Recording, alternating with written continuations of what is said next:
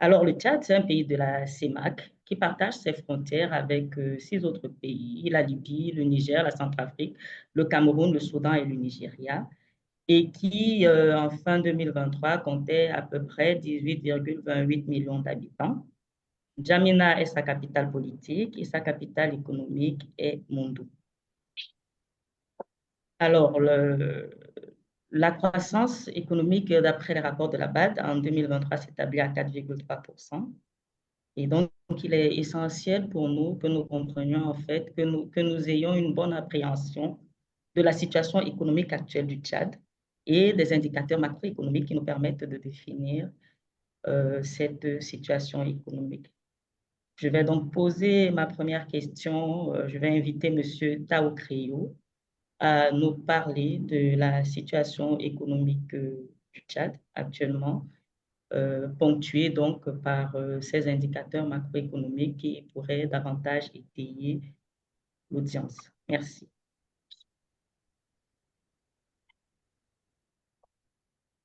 Monsieur Traoré, je crois que votre micro est resté fermé.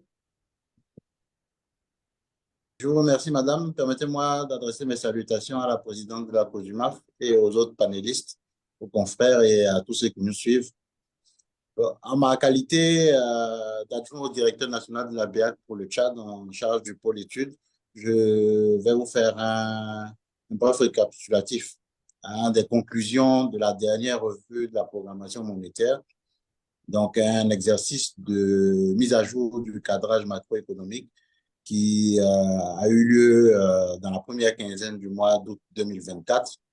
Et donc, au cours de cet exercice, une équipe en provenance de notre siège à Yaoundé et nos équipes sur place à la direction nationale à N'Djamena ont passé en revue les principaux indicateurs économiques, notamment concernant les quatre secteurs: le secteur réel, les finances publiques, le secteur monétaire et le secteur extérieur. Donc, sur la base des entretiens avec les régies financières, avec le secteur bancaire et les principaux opérateurs économiques de la place, le cadrage mis à jour a permis de faire ressortir notamment un taux de croissance de 2,2%, revu à la baisse après une première estimation à 3,3% en février 2024. Ceci à cause notamment du ralentissement des investissements publics. Bon, les projections en termes du cours du baril et du prix du coton sont plutôt satisfaisantes. Nous sommes dans les estimations de base. Et même pour le coton, il y a plutôt une amélioration compte tenu des performances de la société cotonnière. Bon, il faudrait rappeler ici que l'économie tchadienne, pour l'essentiel, repose sur deux produits de rente, donc à savoir le pétrole. Bon, il y a des cultures émergentes, mais pour l'instant, qui ont des chaînes de valeur pas tout à fait stabilisées. Je pense entre autres à l'or qui apporte une contribution significative, également à des cultures d'exportation comme l'arachide, le coton ou la gomme arabique. Sur le plan de l'inflation, elle reste très élevée depuis le début de l'année, puisque nous avons connu une forte augmentation des produits raffinés, énergie, l'essence et le gasoil au début de l'année. Nous avons un taux d'inflation qui s'affiche à 7,4%, très au-dessus de 3%. Le solde budgétaire, lui, est à 2% du PIB. Il s'est amélioré contrairement à 2023 où il était à moins 1,2%. Le solde extérieur courant, transfert inclus, est en légère baisse à 16,2% comparativement à 17% en 2023.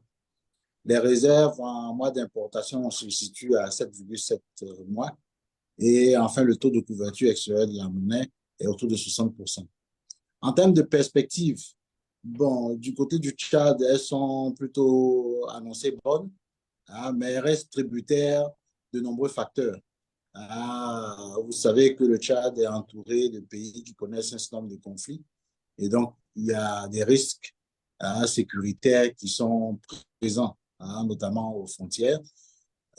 Malgré la transition qui a connu un bon dénouement et qui devrait s'achever fin décembre avec les élections locales et législatives, il y a encore des craintes sécuritaires, notamment dans la zone du lac Tchad et à la frontière avec le Soudan. Voilà. Au-delà de ces facteurs sécuritaires, il y a des facteurs climatiques également qui sont susceptibles d'influencer à la bonne tenue de la croissance à moyen terme. Et donc, si ces risques-là venaient à être contenus, on devrait avoir des taux de croissance autour de 4% sur la période 2025-2026, avec un léger fléchissement dû à l'absence de perspective sur ce que j'appellerais du long terme, donc autour de 3% en 2027. Voilà globalement retracé les indicateurs macroéconomiques mis à jour au troisième trimestre de l'année 2024. Et donc, je pourrais éventuellement apporter des précisions en cas de besoin sur les taux de croissance, le taux d'inflation ou les autres paramètres. Je vous remercie, Madame Valérie. OK. Merci beaucoup, Monsieur Toucréo. Donc, nous avons bien compris que les perspectives sont plutôt reluisantes. Si jamais les facteurs sécuritaires et autres arrivent à être adressés correctement, on devrait pouvoir se situer à une croissance de 4% 2025-2026, à l'horizon 2025-2026.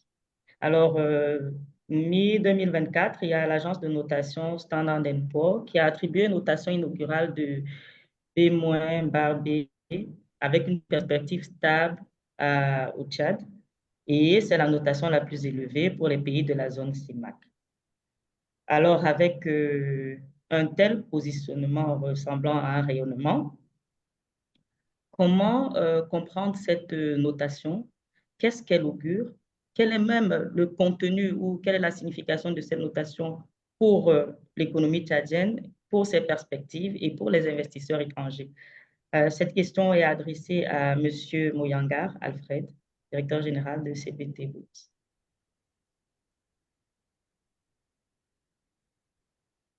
Bonjour.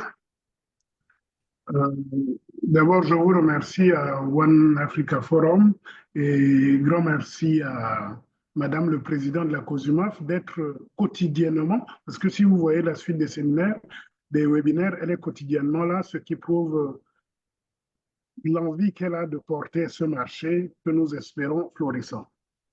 Alors, bonjour à tous les autres panélistes. Alors, la notation inaugurale du Tchad qui est plutôt favorable. On va point nommer pour nous autres financiers parce qu'elle augure des lendemains meilleurs pour les investisseurs que nous cherchons. Nous cherchons à attirer les investisseurs vers le Tchad. Nous cherchons à rassurer aussi les investisseurs locaux et ça tombe à point nommé pour nous. Maintenant, quels sont les effets immédiats pour nous dans le marché local? Je n'en sais pas grand-chose pour le moment, mais j'espère que c'est de bon augure pour nous. Nous avons des difficultés ici qui sont la méconnaissance du marché financier, la culture financière qui est quasi inexistante, ce qui fait que quand il y a des opérations et que nous allons vers les investisseurs, c'est assez compliqué, mais on espère qu'avec cette notation et la place communautaire et la place tchadienne pourra être rassurée, d'autant plus que c'est ce que nous attendons et que nous appelons de tous nos voeux.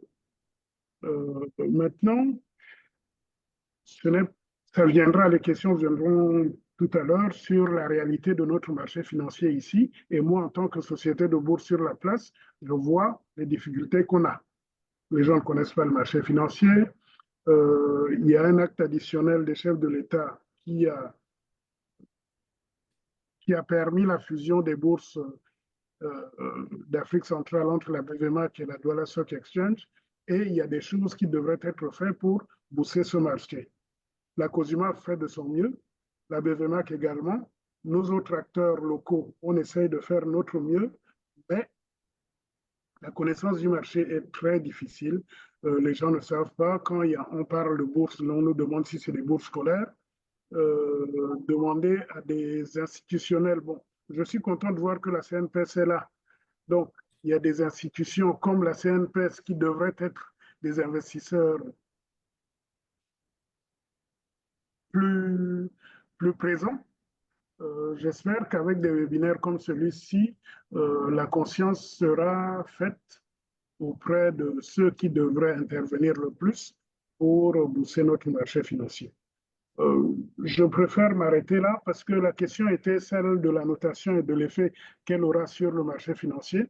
On espère bien, mais je laisse la suite pour le reste.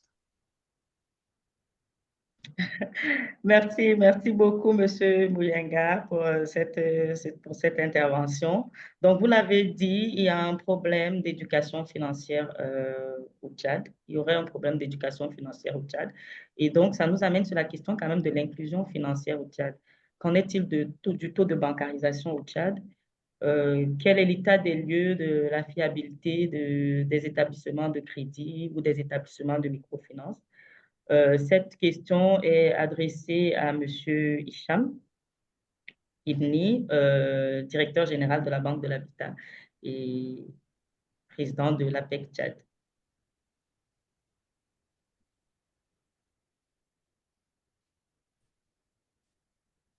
Bonjour, je ne suis pas président de l'APEC, je représente l'APEC, je suis dans le bureau.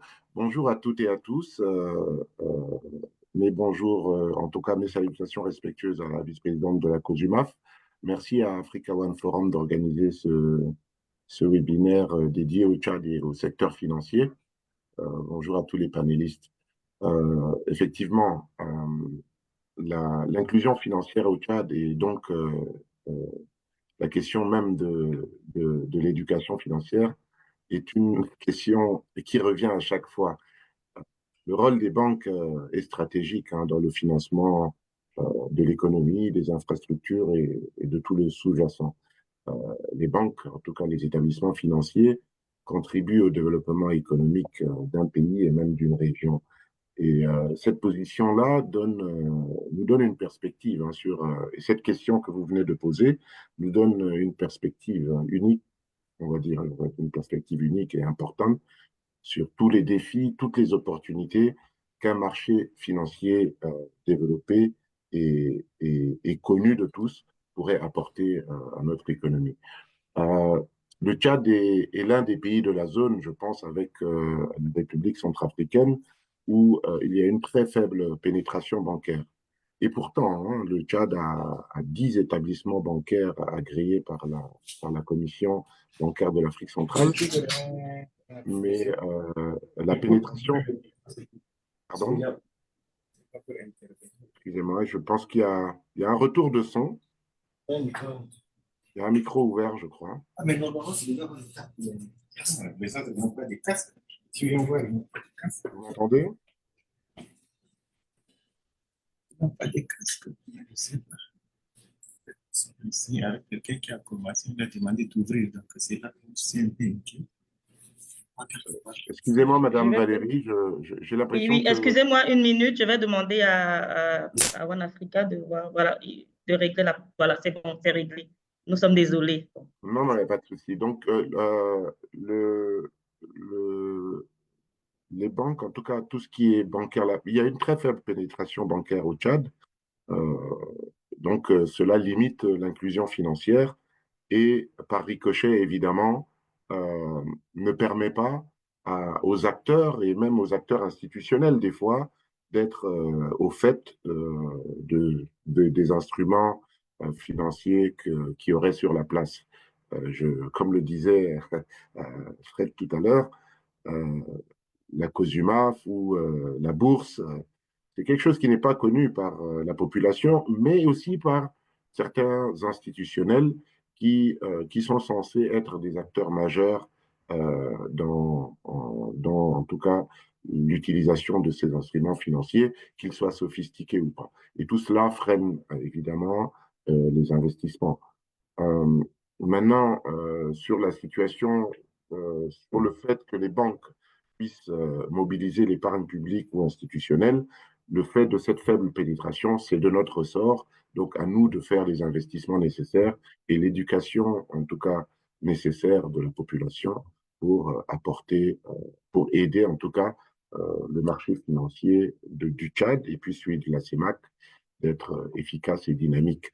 Donc, je vais peut-être m'arrêter là et s'il y a des questions plus particulières, je n'hésiterai pas à y répondre. Merci beaucoup. OK, merci beaucoup, monsieur le directeur. Donc, nous retenons que il y a ce problème d'éducation financière et surtout, il y a une faible pénétration donc, du marché bancaire qui pourrait être traduite par une faible confiance des populations en ce système-là, ce système bancaire. Et donc, la question va se poser si les populations n'ont pas confiance, n'ont pas suffisamment confiance au système bancaire, peuvent-elles avoir confiance au marché financier? Et donc, je vais je vais inviter Madame la Présidente à nous parler du marché financier. Qu'est-ce que c'est?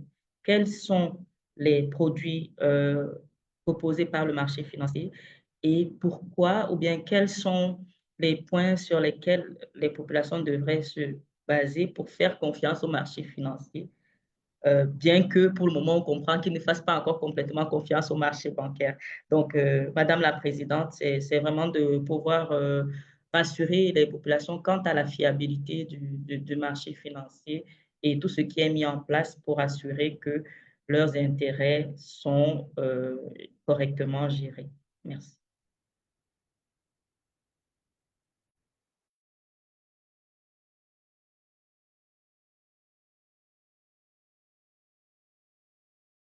Madame la Présidente, Madame le Président, je crois que votre micro est fermé. Non, merci Madame de me passer la parole. Il est bien vrai que le marché financier est peu connu, mais lorsqu'on parle du marché financier, très souvent, on doit regarder comme tout marché de biens et services, l'offre et la demande.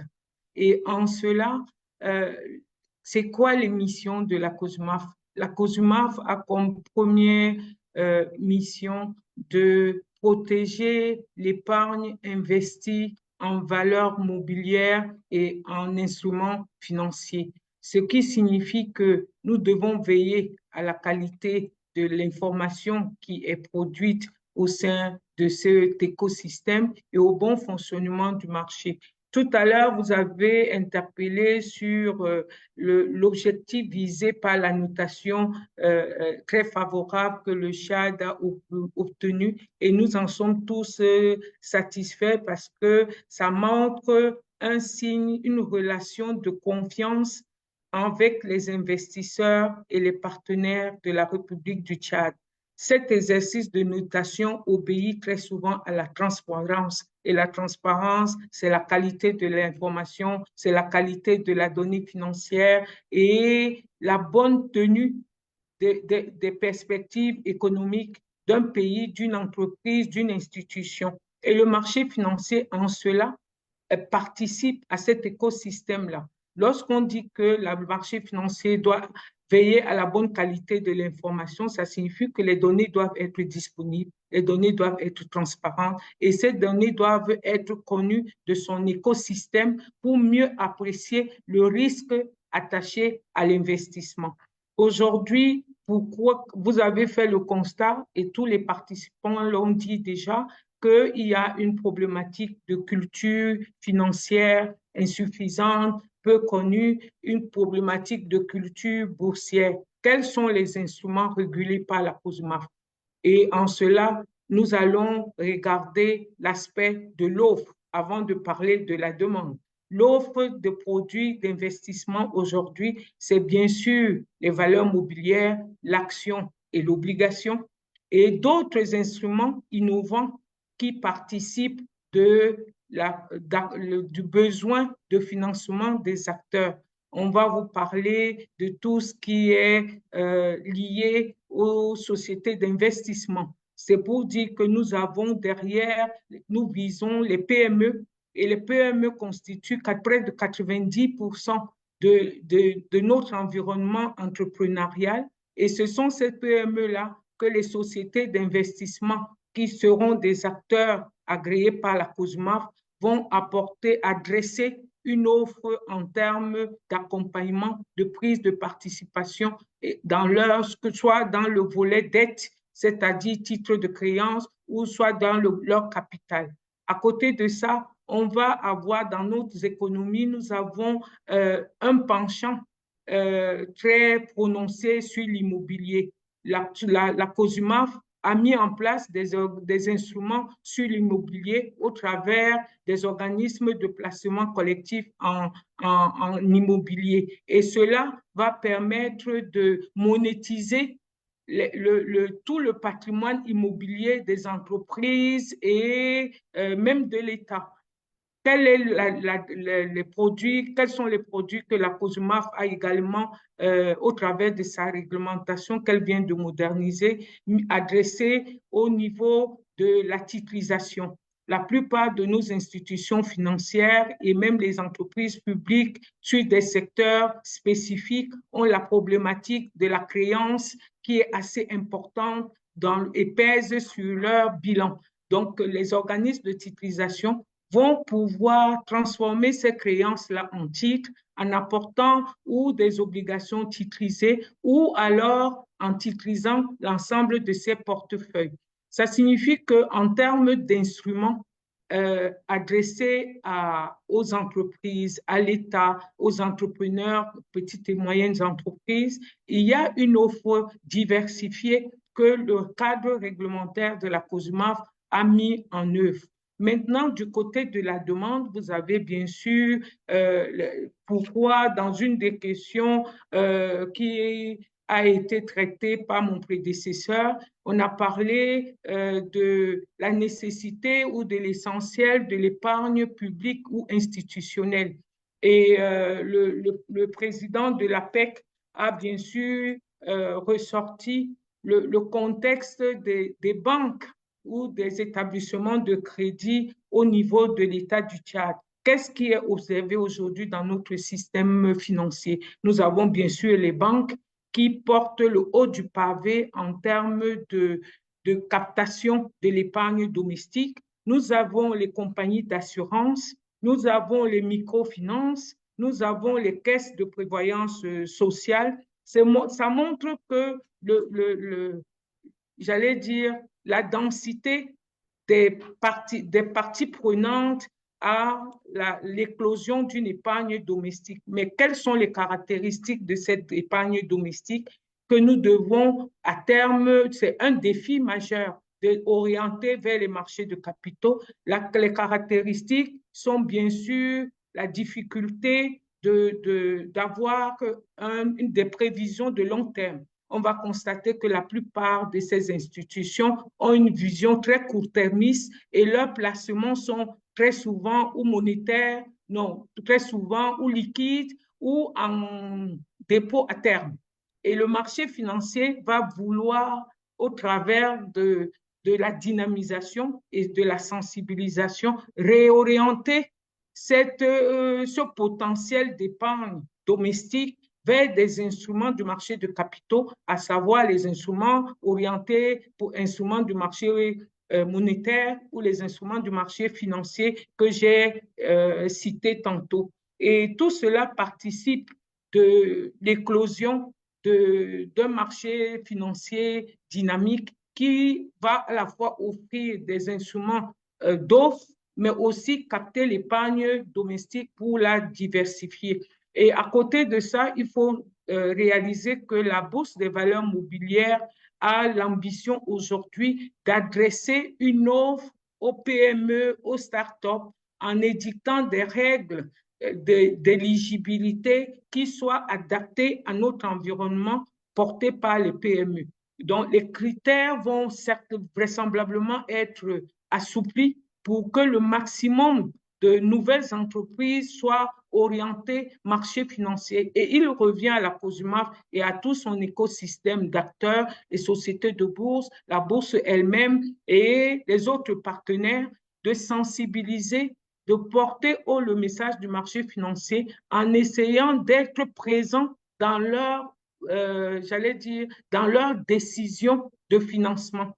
Donc, c'est un défi majeur pour le développement du marché financier, c'est de travailler l'éducation financière, bien entendu, c'est de travailler la communication, et c'est sur cet exercice que nous avons engagé aux côtés des États et de One Africa pour que le plus grand nombre puisse savoir quels sont les enjeux, les opportunités et que le marché financier, à titre particulier, ou le marché des capitaux dans son ensemble peut apporter pour développer, aider à développer, participer, contribuer au développement de nos États. Je vais d'abord m'arrêter à ce niveau en espérant avoir, bien entendu, apporté quelques éléments de réponse à la problématique que vous avez soulevée. Merci.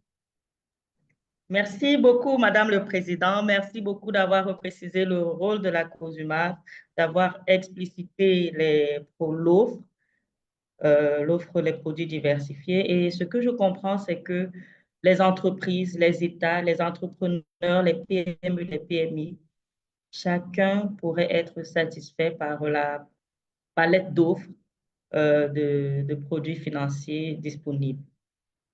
Je me permets de prendre d'abord la question d'un internaute qui, qui pose la question relative à la religion musulmane. Alors, je lis d'abord sa question. Donc, le Tchad étant un pays essentiellement musulman, est-ce que les préceptes religieux ne représentent pas un frein supplémentaire sollicite pour faire des placements? Quelles seraient les pistes de solution? À ce niveau, l'on sait que plusieurs banques aujourd'hui de la place ont mis en place des guichets islamiques. Et d'ailleurs, il y a déjà Freeland qui a la banque islamique. Alors, est-ce qu'au niveau des produits proposés par le marché financier actuellement, il y a des produits qui sont adressés à la forte population musulmane au Tchad?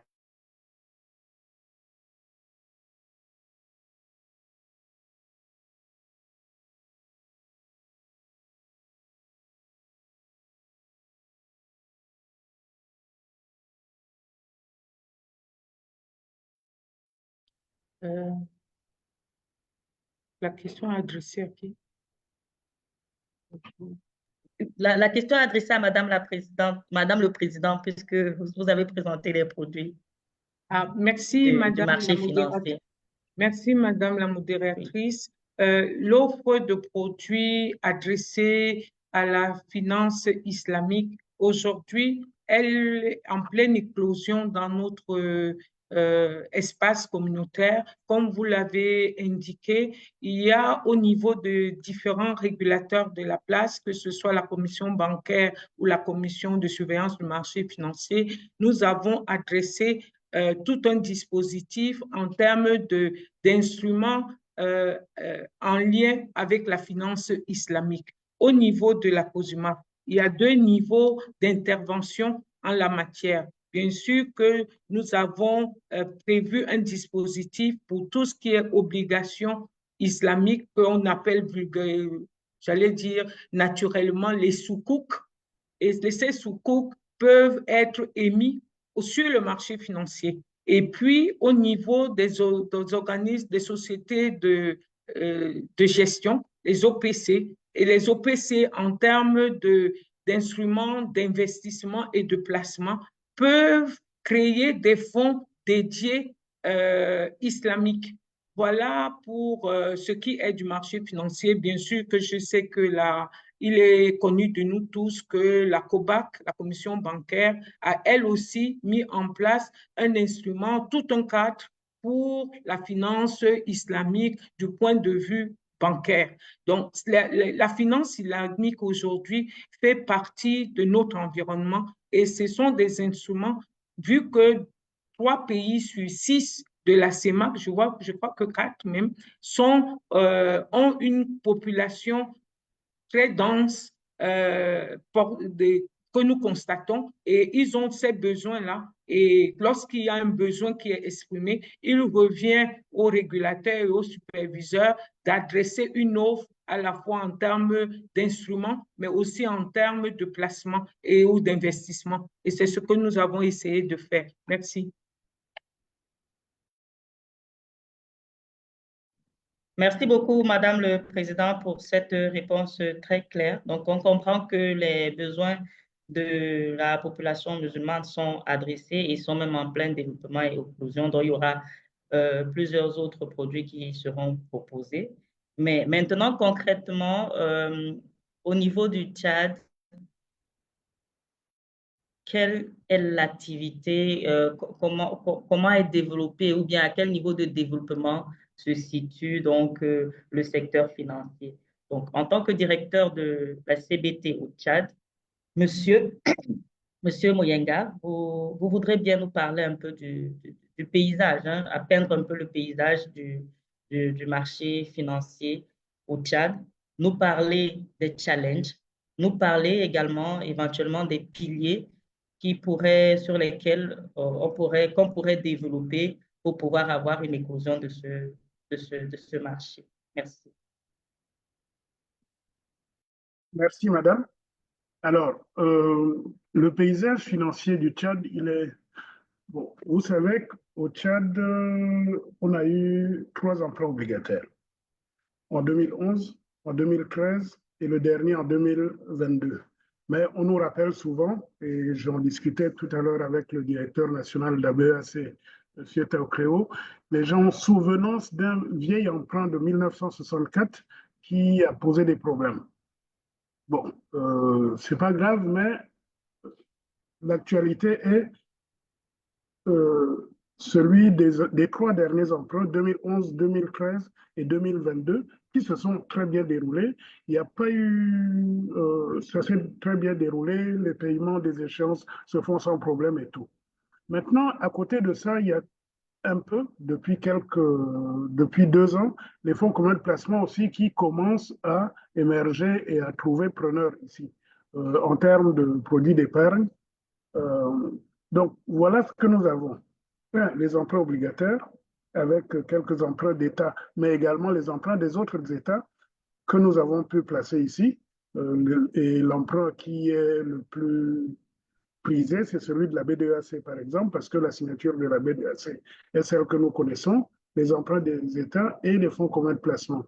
Maintenant, pour le reste, il y a Monsieur le DG de la BHT en parlera aussi. Il y a les titres publics, les OTA et les BTA, dont le marché secondaire nous est un peu familier, mais qui fait un peu concurrence aussi au marché financier en tant que tel. En ce sens que nous avons un problème, c'est que les investisseurs ont tendance à s'attacher à la rentabilité. Et donc, certains vous diront, OK, je préfère aller sur des OTA à un taux supérieur au taux des emprunts obligataires, à une durée, une maturité courte, sauf que ce qu'ils ne savent pas, c'est que comment quitter ou céder ces titres publics, c'est très compliqué. Par contre, si vous avez des instruments qui sont cotés à la BVMAT, le marché est là et il est, même s'il n'est pas encore très liquide, il est un peu liquide. Donc, nous essayons autant que nous pouvons par des séminaires que nous faisons adressés aux professionnels du droit, de la finance, des fiscalistes et tout. Nous faisons 1 ou 2 fois par an des choses de ce genre, ou bien quand il y a des roadshows qui ne se font pas assez souvent, quand il y a des emprunts obligataires, la BDEAC le fait assez souvent, même si c'est pour des emprunts courts, il fait des roadshows dans tous les pays et ça participe de l'éducation financière. Bon, à part ça, qu'est-ce qu'il y a? C'est un marché vraiment embryonnaire et nous remercions l'événement d'aujourd'hui qui participe de l'éducation financière et nous espérons que ça ira. Aussi, les banques. Je n'interpelle pas forcément les banques, mais les banques sont, si on voit le profil de ceux qui ont souscrit à nos derniers emprunts obligataires, forcément, il y a les banques. Donc, les banques sont sensibles, mais ce serait bien que, pour un appel public à l'épargne, que ce soit vraiment le public. J'appelle ça de mes voeux et On verra bien. Je pense qu'il est porteur et d'ici un an ou deux, peut-être que ce marché sera vraiment florissant. Je l'espère. Je m'arrête là, madame, et j'attends la suite. Merci beaucoup, monsieur. Monsieur. Merci.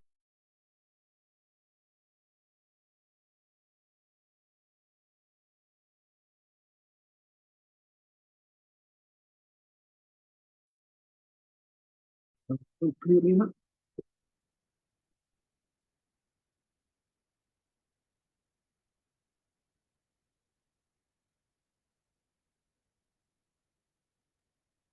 Madame Valérie, vous m'entendez?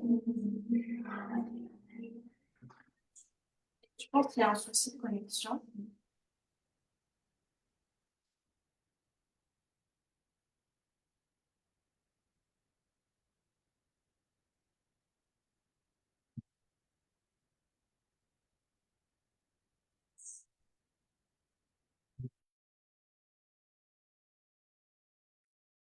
Madame Valérie, si vous m'entendez, est-ce que vous pouvez m'écrire sur le chat? Si vous avez un souci de connexion, je vous invite de vous déconnecter et de vous reconnecter. Ah, Oui, on a un problème de connexion. C'est bon.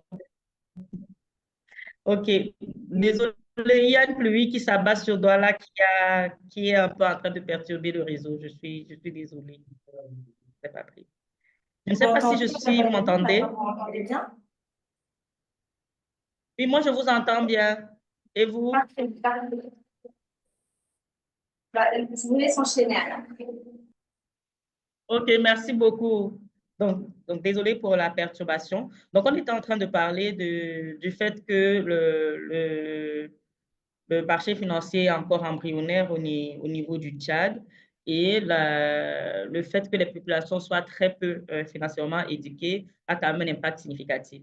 Étant donné que le taux de bancarisation est faible et qu'en général, là, on parlait avec le DG de la CBT Bourse, donc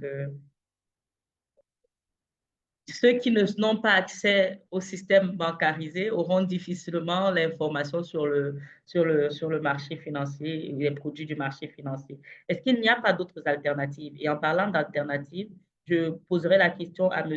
Taoukreo pour qu'il nous parle éventuellement des alternatives qu'il pourrait y avoir, étant donné qu'on a un taux de bancarisation faible et donc peu de personnes, beaucoup de personnes, des averses, on va dire des aversions au marché bancaire.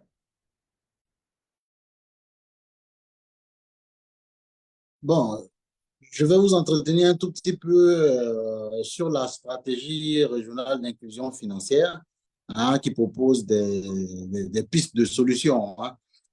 Donc, fin décembre 2023, le comité ministériel de l'UMAC a adopté la stratégie proposée par la BEAC pour accroître le taux d'inclusion financière dans la sous-région.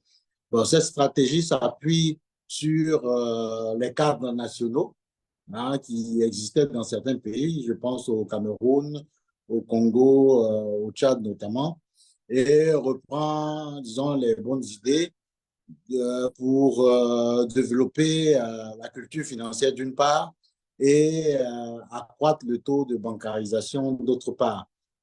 Bon, cette stratégie-là, en fait, elle repose en grande partie sur les outils de communication. Donc, faire connaître effectivement la culture financière dans les établissements, auprès des opérateurs économiques, des ménages, et également, elle s'appuie sur des outils comme la digitalisation, à travers notamment le mobile money, pour franchir un cap technologique, puisque il est difficile aujourd'hui de demander aux établissements de crédit de s'implanter dans toutes les localités, parce que c'est un coût en termes d'infrastructure, c'est difficile à mettre en œuvre. Et donc, à travers les nouvelles réglementations qui concernent notamment les prestataires de services de paiement, je pense qu'il y a un saut à la fois en termes d'infrastructure et de proximité qui peut être fait pour rapprocher notamment les épargnants des structures financières à travers la vulgarisation du mobile money. Bon, la stratégie est encore en phase d'implémentation. Ben, les cadres qui sont retenus, notamment pour la diffusion de ce modèle-là, sont les comités nationaux économiques et financiers qui doivent servir de points focaux dans les différentes directions nationales pour la mise en œuvre de la stratégie en cohérence avec toutes les parties intéressées, notamment l'autorité monétaire, mais également la chambre de commerce, le patronat et tous les acteurs, établissements de microfinance, secteur bancaire formel également, pour déployer cette solution, enfin la stratégie dans l'ensemble de la CEMAC. Voilà un peu ce que je pourrais dire en termes d'augmentation du taux de bancarisation dans la zone. Bon, en ce qui concerne le Tchad principalement, il convient ici de rappeler, ça n'a pas été dit par la PEC, mais le taux de bancarisation est de 5%. Voilà. Si on l'élargit au mobile money, il remonte à 15%. Et qu'en fait, tout est à faire. Voilà. Il faut créer la confiance, mettre en place des outils à moins de coûts en termes d'infrastructure, en termes d'opérationnalisation des solutions pour susciter l'adhésion du plus grand nombre. Voilà, Mme Valérie, ce que je pourrais dire en termes de volonté politique affichée pour accroître le taux de bancarisation au Tchad et dans la CEMAC de façon générale.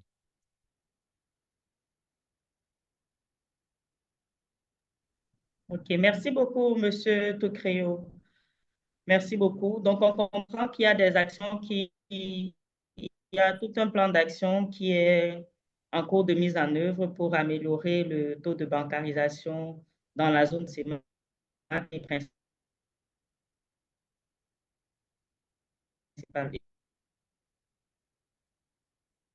Et donc au Tchad également. La présidente a parlé des produits, mais on va dire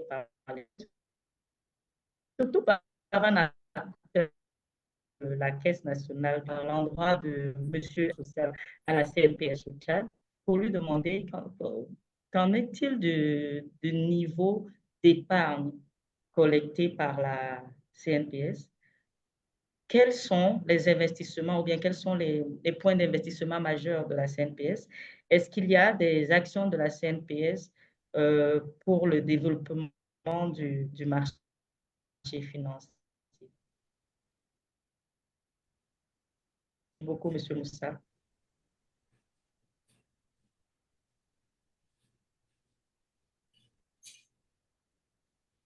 Allô? Allô? Monsieur Moussa, Oui, vous êtes très, je vous écoute. vous êtes très bien, vous êtes très Pardon? bien entendu, J'ai suivi vos différentes questions. Le monsieur niveau Moussa. d'investissement et les différentes actions menées par la CNPS.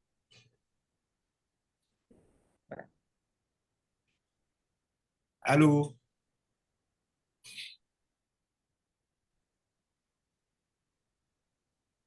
Allô? Moussa, maintenant je vous reçois. D'accord.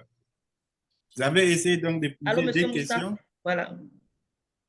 par rapport au niveau d'investissement Oui. d'épargne de la CNPS et les différentes actions menées pour le développement du pays. Je dirais que par rapport à la mission principale de la CNPS, qui est de payer les prestations Oui.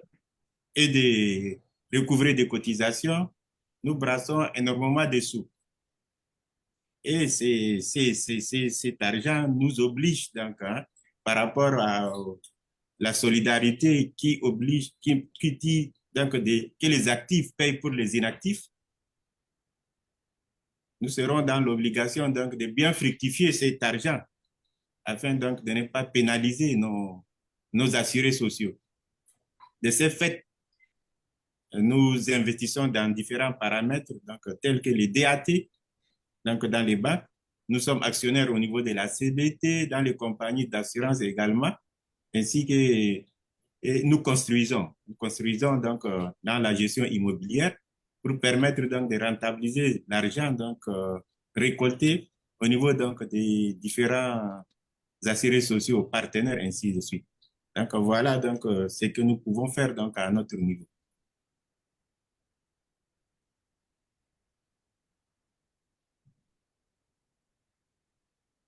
Madame Valérie? Oui, là, ok, je vous entends. D'accord. Ok, oui. Et donc, au niveau du deuxième volet de la question, de la deuxième question relative à l'implication de l'éventuelle implication de la CNPS dans les prises de participation dans d'autres sociétés ou encore dans son implication dans le marché financier. Est-ce qu'il y a déjà des actions qui sont entreprises et sinon, quels sont les principaux freins? Et nous avons même l'embarras du choix donc et on est obligé de voir quelle est la portée de chaque proposition des différentes banques. Et là, pour négocier, nous avons besoin donc qu'on nous fasse des propositions au niveau donc de la CBT Bourse. Donc, nous sommes partants, sauf qu'on n'a pas encore l'information nécessaire. Donc, malgré que nous sommes actionnaires au niveau de la CBT, donc, il suffit donc de se rapprocher de dirigeants et à ce niveau, donc, vous pouvez donc s'y mêler. Parce que nous-mêmes, on n'est pas, on voudrait donc, nous ne pouvons pas donc mettre tous nos œufs dans un même panier, donc, au risque de ne pas satisfaire nos différents assurés sociaux, nos clients. Donc, nous avons donc besoin de différents investissements pour permettre à notre fonds donc d'être rentable au moment opportun. OK. Merci beaucoup, Monsieur Moussa, parce que votre intervention permet d'ailleurs de répondre à la question d'une internaute qui s'interrogeait sur le profil des placements actuels de la CNPS et en quoi la CNPS pourrait contribuer à l'essor du marché financier de la CEMAC. Ce que je comprends, c'est que vous avez donc une palette de choix et qu'il revient aux acteurs du marché financier de se rapprocher justement de la CNPS et de lui faire des propositions d'investissement afin de rentabiliser cette épargne que vous avez dite très importante et qui pourrait donc redynamiser le marché financier.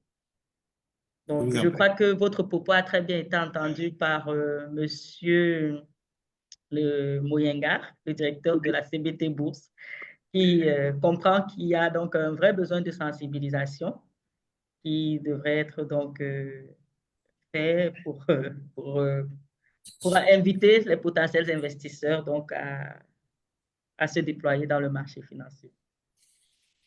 Monsieur Mwenga, je ne sais pas si vous voulez dire quelque chose. Hein, merci. J'accepte l'invitation, d'autant que je suis fréquent au Cameroun, je suis dans certains conseils d'administration où il y a la CNPS du Cameroun et je sais ce qu'ils font sur le marché financier. Alors, j'espère que le Tchad suivra, la CNPS du Tchad, la CNRT et tous les assureurs. Vraiment, je suis content que par ce webinaire, j'ai l'écoute ou j'ai l'oreille de la CNPS. Je n'en dis pas plus, mais merci d'avance.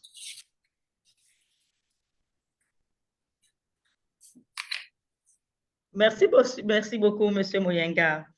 Alors, on comprend que l'épargne mobilisée n'est peut-être pas, on va dire, suffisamment déployée ou bien investie pour le marché financier. Et donc, on pourrait se demander quel pourrait être l'apport de la PEC pour que l'épargne mobilisée, tout au moins auprès des banques, puisse donc contribuer à l'essor du marché financier. Cette question est adressée à M. Hicham, directeur général de la Banque de l'Habitat.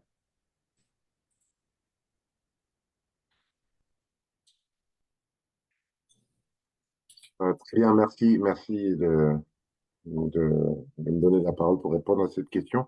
Avant d'y répondre, je vais peut-être essayer d'expliquer rapidement comment est structuré le secteur financier un peu au Tchad. Et le directeur national de la Banque centrale l'a bien dit. Évidemment, c'est vrai que je n'ai pas cité de chiffres. J'avais juste dit qu'il y avait un genre de sous-bancarisation au Tchad. Le taux de bancarisation était l'un des plus bas de la région, 5%. Et donc, le secteur financier du Tchad, il est restreint, mais il y a beaucoup de défis, énormément de défis structurels pour, pour régler ce problème de bancarisation. Pour mobiliser de l'épargne, il faut déjà la confiance envers le système bancaire, mais aussi que la population qui est celle qui aide à l'épargne soit au fait des produits d'épargne disponibles. Tout à l'heure, on a parlé de la question de la finance islamique. Il est vrai qu'au Tchad, il y a beaucoup d'acteurs économiques, en tout cas, qui rechignent à aller vers la banque pour des raisons religieuses, ça existe. Les banques jouent un rôle clé dans le financement des ménages, des entreprises ou même des projets. Et donc, on a beaucoup de défis qui se posent à nous. Maintenant, comment les régler? Comment régler ces défis-là? La dizaine de banques qu'il y a au Tchad, les établissements de microfinance, mais aussi les caisses d'assurance et les caisses de retraite, c'est encore une fois de trouver les produits adaptés. L'épargne ou les ressources longues sont très difficiles à mobiliser au Tchad. Et je suis bien placé pour le dire en tant que Banque de l'Habitat. Nous avons un objectif de financer l'immobilier, par exemple. On a un guichet qui est censé financer l'immobilier, mais on a cette difficulté à mobiliser l'épargne nécessaire et donc les ressources longues pour, euh, euh, pour attirer en tout cas des clients et proposer même des produits liés à cet objectif-là. Et donc, on a une faible inclusion financière au Tchad. Le taux de bancarisation est à 5%, l'un des plus faibles de la région CEMAC. Évidemment, les zones rurales sont largement exclues des services financiers traditionnels. Et donc, évidemment, il y a une limitation d'accès au financement pour les ménages et même pour les PME, pour certaines PME. Manque de diversification de produits.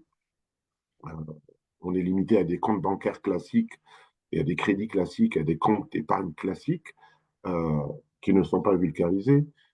On n'a pas beaucoup parlé de la banque assurance qui permet de mobiliser des ressources. Je sais qu'au Cameroun, c'est des produits qui sont assez développés par différentes banques, mais au Tchad, on a du mal à mobiliser ou en tout cas à vendre ce produit-là à notre clientèle. Pourquoi tout cela? Juste parce qu'il y a un manque de culture financière. Ça, c'est la première raison. On a quelques problèmes de liquidité dans certaines banques également, avec une régulation qui devient de plus en plus, en tout cas, diversifiée, large et très, très serrée. Et donc, les banques ont également des ratios à respecter, etc. Et tous ces paramètres font que la mobilisation de l'épargne n'est pas très simple au Tchad. Elle n'est pas très simple. Mais les défis qu'on a, et j'entendais tout à l'heure le rapport sur l'inclusion financière en CEMAC, je présume que la Banque centrale, en tout cas les acteurs régionaux de la CEMAC, les gouvernements de la CEMAC, sont en train de travailler sur probablement la mise en place d'outils qui permettraient de mobiliser des fonds et qui permettraient donc une bancarisation un peu plus élevée de la population et donc pour que les banques puissent financer l'économie largement et également via les marchés financiers. De mon point de vue, je pense que la question de la finance islamique est à prendre au sérieux pour un pays comme le Tchad. La question des soukouks que la présidente de la COSUMAF évoquait tout à l'heure est il faudrait que tout cela soit mis à la disposition, en tout cas de la population tchadienne, pour qu'on puisse présenter ce produit-là. Je suis presque certain que si on propose des soukouks, des obligations islamiques à cette population-là, il y a des gens, en tout cas, qui seraient intéressés. on aura l'occasion d'échanger avec Alfred sur cette question-là et de voir l'opportunité de faire cela. Mais il y a également la digitalisation. On n'a pas parlé de digitalisation. On est dans un monde où la digitalisation est en train de prendre le pas sur les agences physiques et c'est peut-être l'opportunité de mobiliser de l'épargne via le mobile money et donc de relier un genre d'interopérabilité entre établissements financiers, établissements de paiement ou de mobile money et marchés financiers pour permettre peut-être à du public d'investir en ligne. Donc, probablement que ce serait aussi une opportunité d'investir en ligne et de leur communiquer également tous les produits en ligne.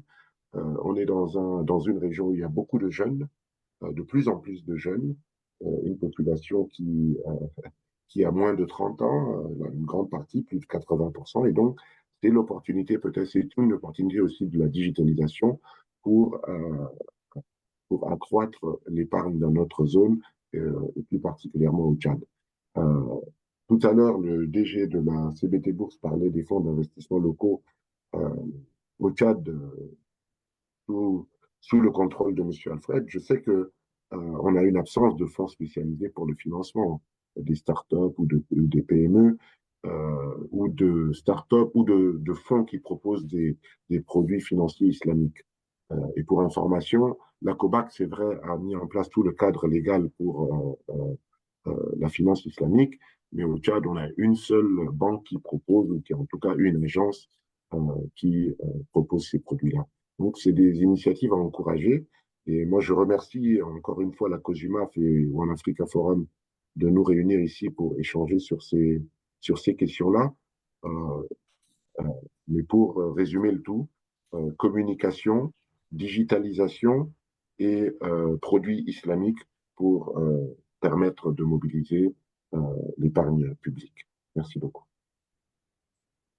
Merci beaucoup, Monsieur le Directeur. Donc, on retient communication, digitalisation et produits liés à la finance islamique. Merci encore pour cette contribution.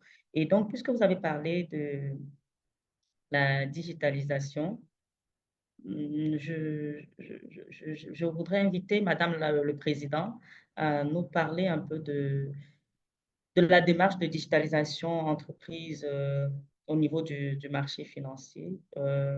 Quelles sont les opportunités? Quels sont les produits disponibles de façon dématérialisée? Est-ce que le processus est suffisamment avancé? Est-ce qu'il y a déjà des produits disponibles? Et comment la communication est faite à ce niveau-là? Ça, c'est la première question. Mais au niveau de la communication, je voudrais revenir sur un propos de M. Ali qui a quand même relevé un point essentiel, c'est qu'il y a de l'épargne. C'est vrai, il y a des difficultés de collecte de l'épargne, mais il y a de l'épargne qui est mobilisée et qui n'est pas peut-être, on va dire, adéquatement ou bien suffisamment investie. Et donc, est-ce qu'il y a une stratégie de communication à ces acteurs institutionnels, puisqu'on parle de l'épargne publique et institutionnelle, à ces acteurs institutionnels pour les amener vers le marché?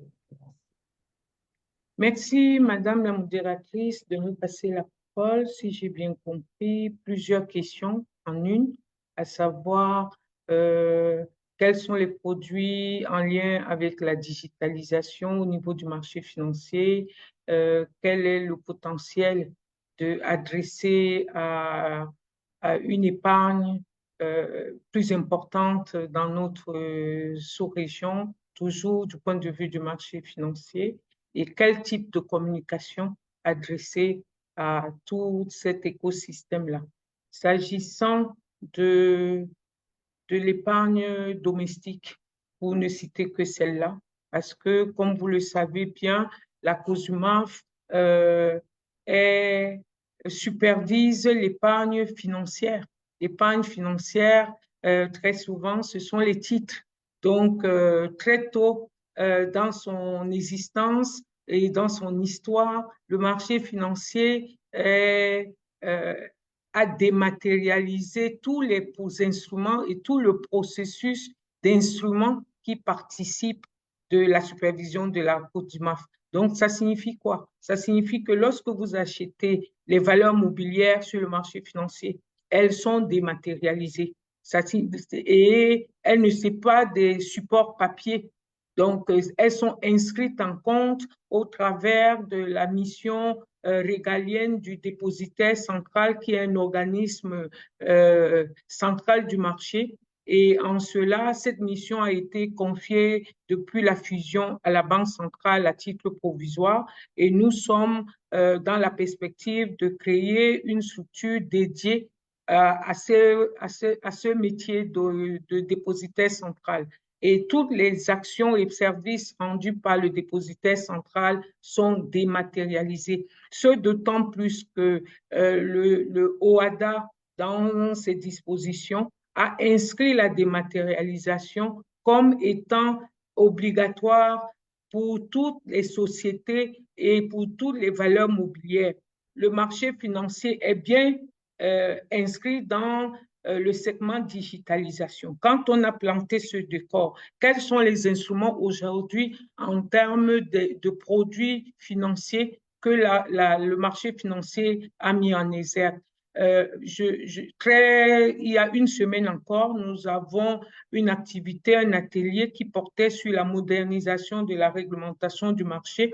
Et cette modernisation a inscrit les instruments digitaux au rang c'est vraiment un saut qualitatif en termes de perspective d'instruments. Donc, nous avons prévu une typologie assez large en termes de finances participatives, à savoir les crowdfunding, en termes de prestataires de services d'actifs numériques, en termes d'acteurs dédiés des conseils en investissement participatif. C'est pour donner le ton à cet axe de modernisation de la réglementation qui peut apporter des éléments de réponse à la problématique de la digitalisation.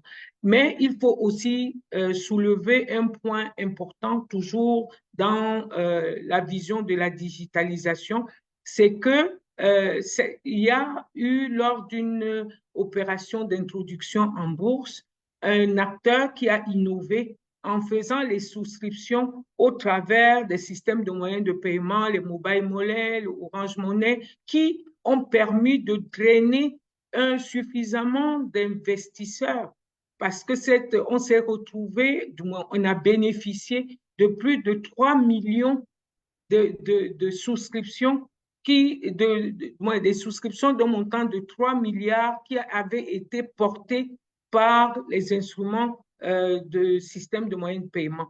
Et les acteurs du marché, tous les acteurs de la population, de la gestion collective, sont en train de conduire une réflexion importante pour pouvoir digitaliser un certain nombre de produits, d'instruments financiers et de processus.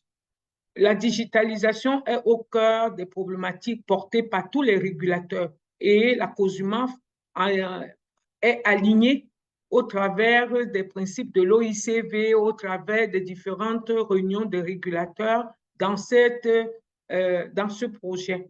Maintenant, plus proche de nous, donc en CEMAC, qu'est-ce qui est fait comme en termes de communication? La problématique de la communication, de l'éducation financière et de la sensibilisation est un défi majeur pour l'ensemble du système financier, y compris le marché financier. Ça signifie quoi?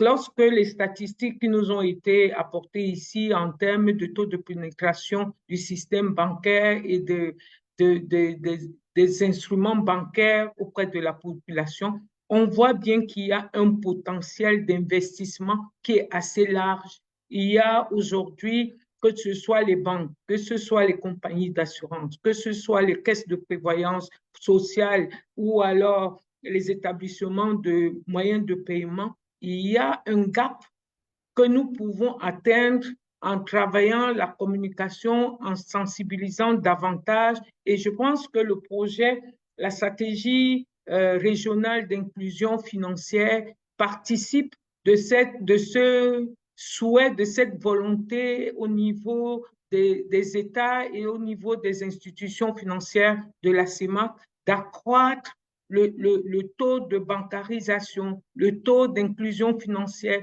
le taux de pénétration en usage ou en utilisation des instruments d'investissement mis à leur portée. Mais il faut aussi reconnaître que l'enjeu est important parce que l'offre est restreinte.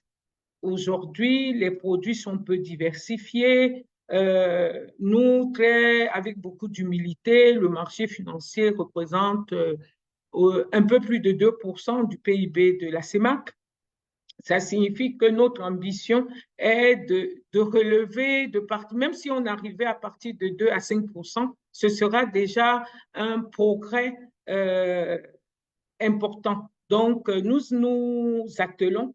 Et d'un autre côté, il y a quand même des obstacles aussi qu'il faut relever.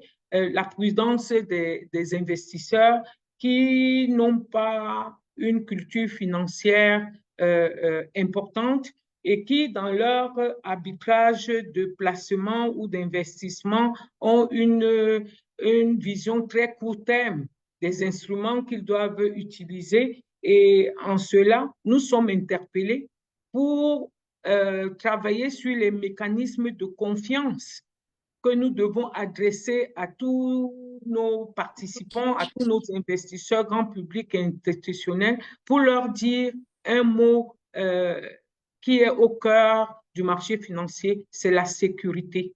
Les instruments qui sont portés par le marché financier sont sécurisés, les placements sont sécurisés et j'aime à le dire, la sécurité est le socle de développement d'un marché financier. La sécurité réglementaire, c'est ce que nos tests apportent, la sécurité juridique, la sécurité des instruments, la sécurité opérationnelle et la sécurité des infrastructures. Donc, toute cette sécurité obéit à j'allais dire, leitmotiv, protéger l'épargne investie en valeur mobilière.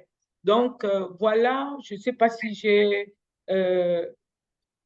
apporté des réponses à votre questionnement, mais voilà ce que je pouvais dire à ce stade. Merci. Merci beaucoup, Madame le Président. Je dois même dire que votre intervention a permis de répondre à des questions des internautes sur le point sur la finance participative. Donc, nous vous remercions par rapport à cela. Donc, je comprends que la COSUMAF a pour rôle d'assurer justement, comme vous l'avez dit, la sécurité de l'épargne des acteurs du marché financier. Et lorsqu'on parle de sécurité, vous l'avez dit, il y a la sécurité juridique et réglementaire. Alors, lorsqu'on parle de ce qui est réglementaire et juridique, est-ce qu'on pourrait qualifier l'environnement au niveau l'environnement juridique, on va dire l'environnement juridique et réglementaire, déjà assez à jour et puis stable pour permettre justement aux investisseurs de se déployer sans aucune crainte. Donc, on parle principalement de tout ce qui est réglementation et tout ce qui est droit, et voilà. Donc, la question s'adresse à M. Mouyangar. En termes de réglementation, est-ce que vous pensez qu'il y a des actions à mettre en œuvre au niveau de l'action publique pour assurer que les droits des intervenants sur le marché financier sont totalement sécurisés? Merci, madame. Alors, la réglementation pour le corpus réglementaire pour le marché financier est composé entre autres règlements. Il y a le règlement du MAC de 2022 qui réglemente un peu, qui donne un peu le là pour le marché financier. Il y a le règlement général de la COSUMAF adopté en 2023 et il y a le règlement de la BVMAC qui est en cours de validation et qui permettent d'asseoir un peu le marché financier. Il est très important que nous nous l'approprions parce que beaucoup de choses sont dites là-dedans qui sécurisent l'investisseur, qui sécurise l'épargnant, qui sécurise tous les fonds qui sont mis en œuvre sur le marché financier, de la même manière que la COBAC fait de son côté pour le marché bancaire. Sauf qu'il n'est pas assez connu. Il est de notre devoir de le vulgariser. La COSUMAF le fait. La semaine dernière, il y a eu une conférence merveilleuse organisée par la COSUMAF et la Banque mondiale sur la modernisation de la réglementation financière.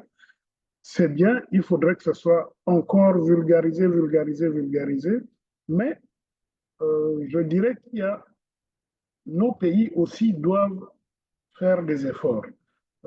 Je me fais fort en participant au CNEF ou à certaines réunions de dire que nous devons nous approprier la réglementation communautaire en descendant dans nos pays un certain nombre de règlements qui ne sont pas encore au point. Je parle par exemple de... nous avons parlé tout à l'heure de la dématérialisation des titres. Le Gabon et le Cameroun sont en avance. La communauté est aussi d'accord avec l'OADA là-dessus, mais le Tchad n'y est pas encore. Il faudrait bien qu'on s'assoie, qu'on pousse là-dessus pour que ça facilite l'échange des titres et un certain nombre de choses. Il y a la fiscalité également qui a son temps. C'est bien, il y a des dispositions réglementaires qui sont bien pour la fiscalité des entreprises qui s'introduisent en bourse, mais pas totalement pour ceux des émetteurs, par exemple, qui vont sur les appels publics à l'épargne. Donc, il y a des choses à faire, il y a des efforts à faire. Beaucoup est déjà fait. Avec le corpus réglementaire que nous avons de l'UMAC, de la COSUMAF et de la BVMA, il y a déjà à boire et à manger pour tout le monde et il faut qu'on s'en l'approprie. Maintenant, il reste encore des choses à faire, je pense. Je parle sous le contrôle de Madame le Président, qui le sait mieux que nous, mais il y a des choses à faire dans nos pays pour que nous nous approprions ces règlements et que nous poussions un peu plus loin des choses qui pourront inciter beaucoup de gens à venir sur notre marché. Merci beaucoup, monsieur le directeur. Merci beaucoup, monsieur le directeur. Donc, l'on comprend qu'il y a un corpus réglementaire qui est déjà en place, mais en plus, il faudrait qu'il soit approprié par les différents États. Excusez-moi, Madame Valérie, je vous donne la parole. Excusez-moi. Je pense que Madame le Président, vous complétez l'intervention, je pense. C'est ça? Merci à vous. Je pouvais à ce stade partager quelque chose qui est connu de nous tous, à savoir sur le marché financier, les acteurs sont agréés et on bénéficie d'un agrément du régulateur. Les instruments qui viennent sur ce marché sont visés par le régulateur. Les produits bénéficient d'un agrément et c'est dit que ce soit les intervenants, les produits, les services, tout cet écosystème à chaque niveau de leur mise en œuvre sont visés, agréés, enregistrés par le régulateur. Ça signifie que ça donne un niveau supplémentaire de sécurité vu que chaque instrument, chaque acteur est soumis à la régulation de la COSUMAF. Ça rassure, ça participe de la sécurité également. Et comme l'a dit monsieur le directeur général de CBT Bourse, bien sûr que la sécurité est l'affaire de tous. Et en cela, toutes les parties prenantes au marché financier, à savoir les États qui ont démontré leur volonté de voir naître, éclore et développer ce marché, ont leur rôle à jouer au travers de la fiscalité. Les instruments qui sont mis qui ont été édictés par les tests, le corpus réglementaire de la COSUMAF, nécessitent des incitations fiscales et la fiscalité est du ressort des États. Et en cela, pour promouvoir tous ces nouveaux instruments en termes de sociétés d'investissement, organismes de placement collectif, les organismes de placement en OPCI, en immobilier, tous ces instruments ne peuvent éclore qu'au travers d'une ou être adossés à une fiscalité incitative et attrayante. Donc, je fais le plaidoyer pour que ensemble, nous construisons un marché qui réponde aux enjeux de développement et de croissance de nos pays. Merci. Merci beaucoup, Madame le Président. Le plaidoyer a été bien noté. Nous espérons qu'au rang des internautes, de toutes les façons, l'entretien et le webinaire est enregistré. Donc, on espère que cela fera écho auprès des États pour que le corpus nécessaire soit mis en place pour faciliter l'essor du marché financier. Donc, Monsieur Moussa, nous avons parlé de l'épargne, de la mobilisation, de la disponibilité de l'épargne, de l'éducation financière, de la fiscalité, de plusieurs des opportunités, mais également des freins à l'éclosion du marché financier au Tchad. Quelles seraient vos recommandations? Vous avez parlé tout à l'heure du manque, on va dire, de sensibilisation des différents acteurs, incluant la CNPS. Quelles seraient vos recommandations en termes d'éducation financière? Lors du webinaire de lundi dernier, on comprenait qu'il y a une école de la bourse qui est en cours de création, c'est un projet. Mais au-delà de cette école de la bourse, qu'est-ce que vous suggérez ou bien quelles sont les propositions que vous ferez pour l'essor du marché financier et l'implication de, de toutes les populations, mais principalement donc des, des acteurs qui mobilisent une épargne importante comme la CNPS.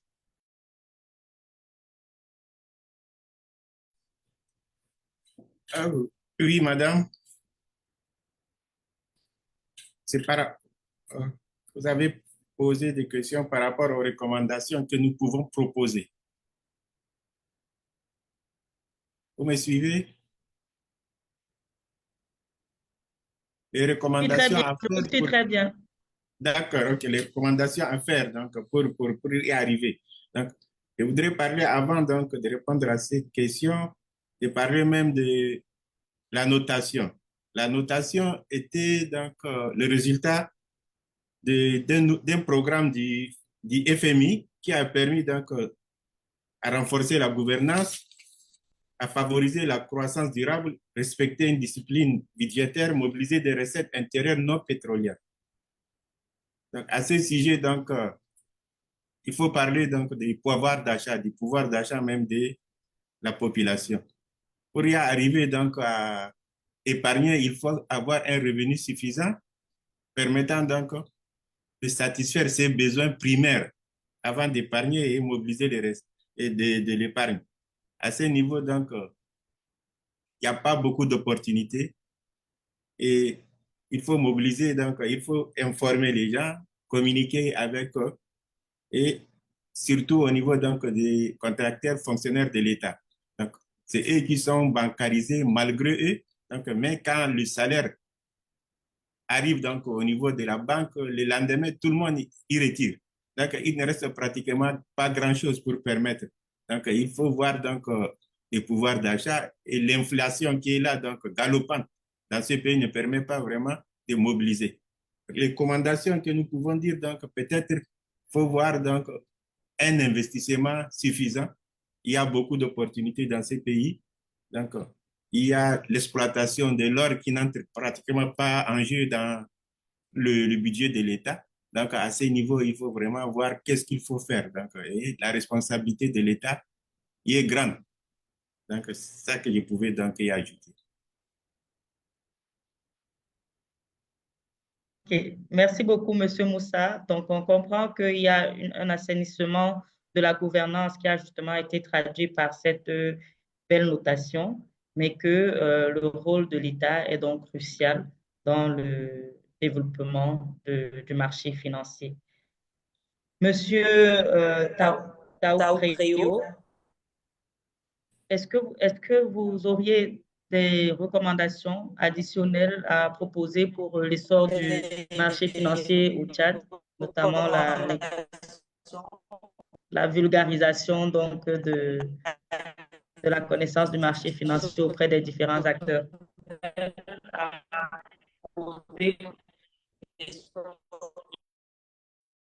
Bon, en termes de recommandations, ce que nous pouvons formuler, dans un premier temps, c'est d'accroître la communication, faire connaître les services financiers, les produits financiers, les rendre accessibles et que la COJUMAF apporte sa caution morale.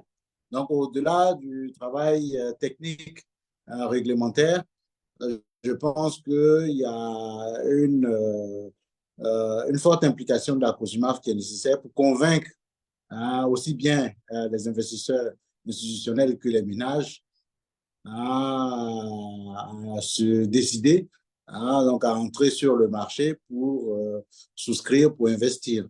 Voilà. Il convient ici de rappeler, notamment avec les confrères de l'APEC, que l'essentiel des dépôts drainés par les banques sur la place de N'Djamena se retrouvent de l'autre côté, donc se retrouvent à Pousseri. Ça veut dire qu'il y a une appréhension du risque. Nous avons 2/3 des dépôts qui traversent la frontière. Ça veut dire que les opérateurs économiques, donc les dirigeants d'entreprises, que ce soit des PME ou des entreprises de taille moyenne, et même les ménages, ont une certaine crainte. Donc, il y a un climat des affaires qui reste à améliorer. Et donc, en faisant le lien, notamment avec ce qui est l'investissement dans les valeurs mobilières, je pense que la confiance est, après la communication, c'est vraiment le point sur lequel il va falloir travailler. Voilà en quelques mots les recommandations que nous pouvons formuler. Merci. OK. Merci beaucoup, monsieur Taoukrio.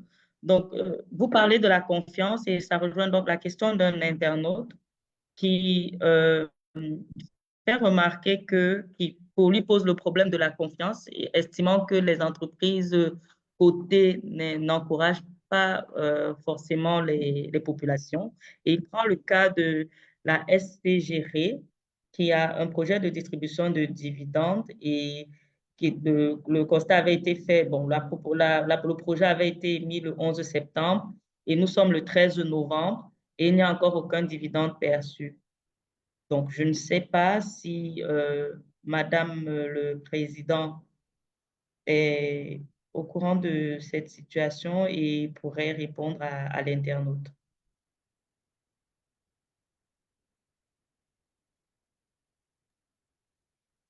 Merci pour la parole donnée.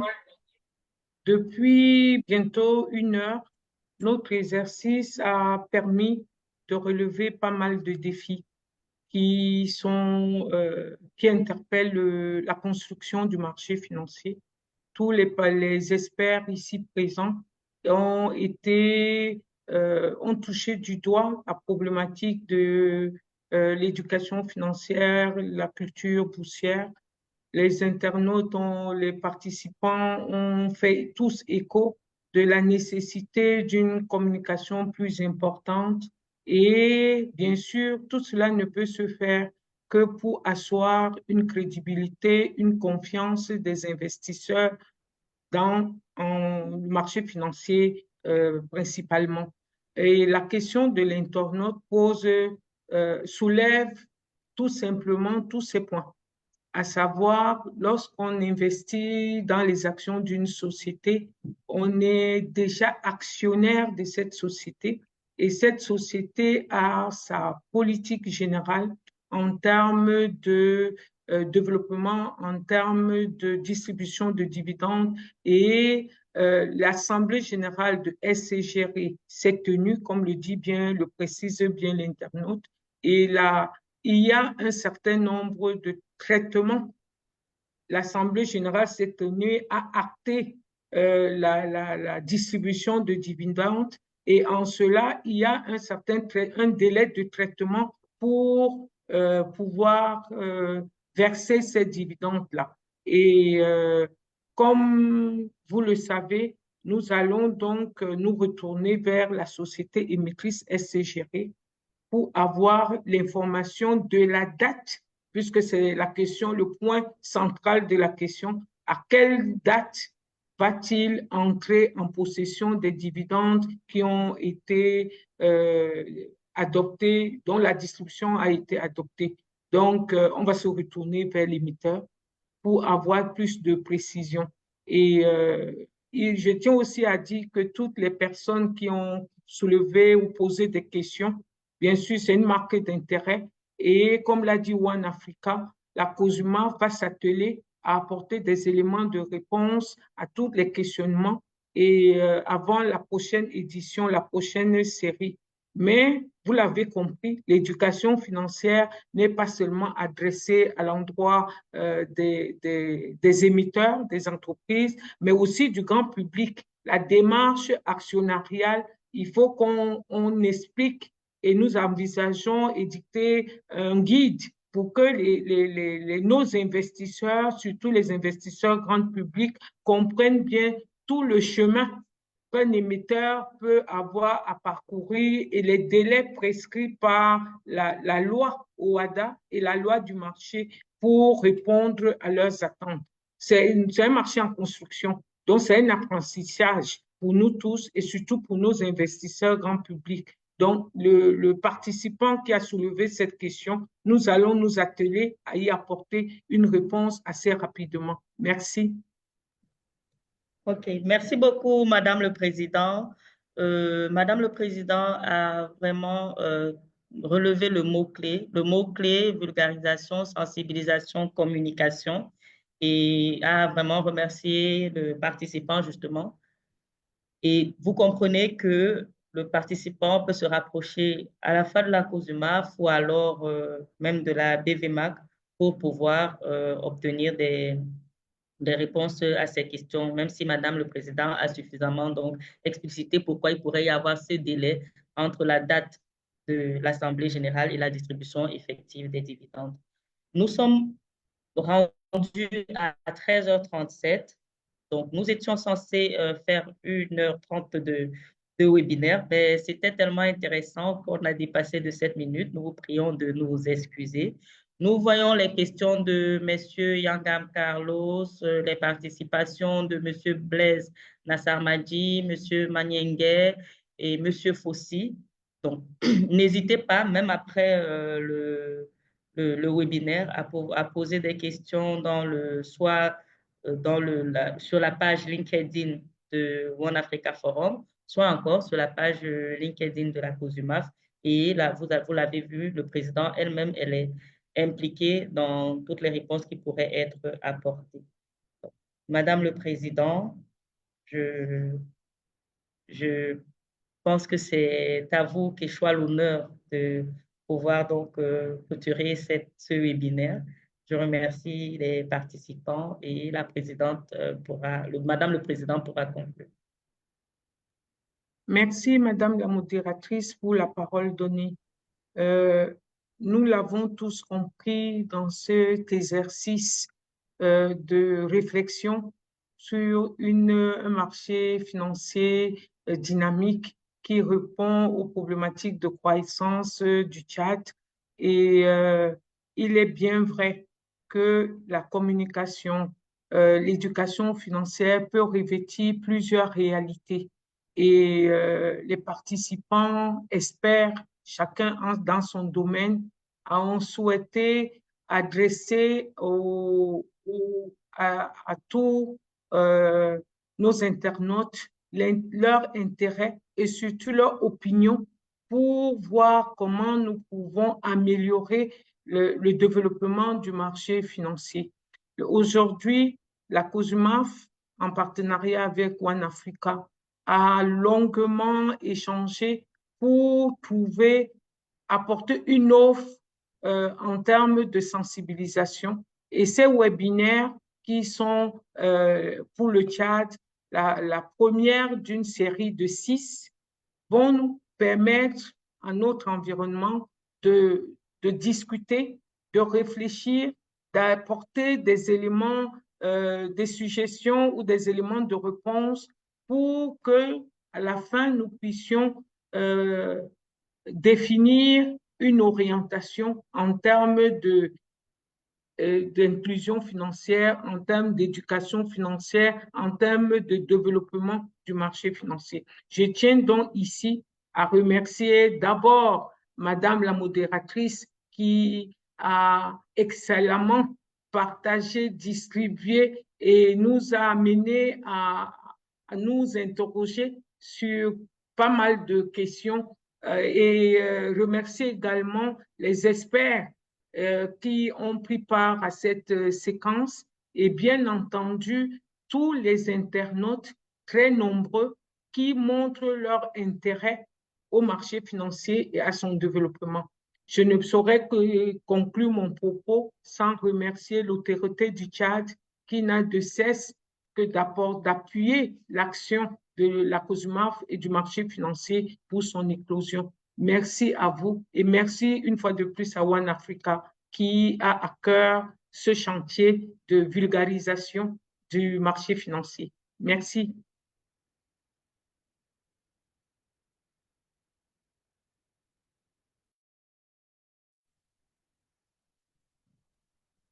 Je vous remercie, Madame le Président. Je remercie nos panélistes d'avoir accepté notre invitation.